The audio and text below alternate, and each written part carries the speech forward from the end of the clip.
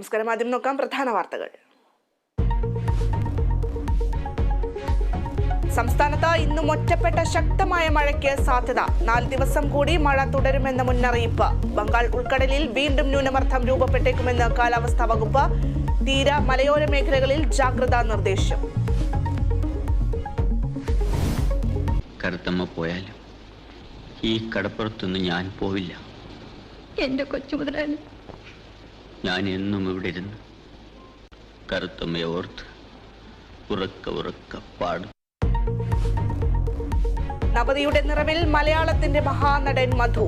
മലയാള സിനിമയുടെ കാരണവർക്ക് ആശംസാ പ്രവാഹം. തിരുവനന്തപുരത്ത് സർക്കാരിന്റെ ആഘോഷ പരിപാടി വൈകുന്നേരം.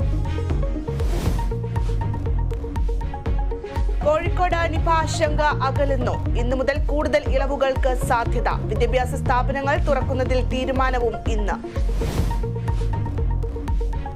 കേരള വിഷൻ സംരംഭക കൺവെൻഷൻ ഇന്ന് കൊച്ചിയിൽ. കൃഷിവകുപ്പ് മന്ത്രി പി പ്രസാദ് ഉദ്ഘാടനം നിർവഹിക്കും.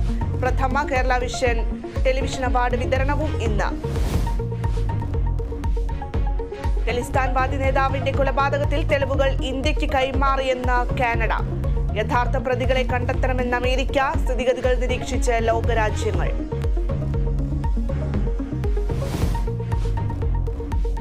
ഓസ്ട്രേലിയക്കെതിരായ ഏകദിന പരമ്പരയിൽ ഇന്ത്യക്ക് ജയത്തുടക്കം. ഓസീസ് നിരയെ തകർത്തത് പേസർ മുഹമ്മദ് ഷമി.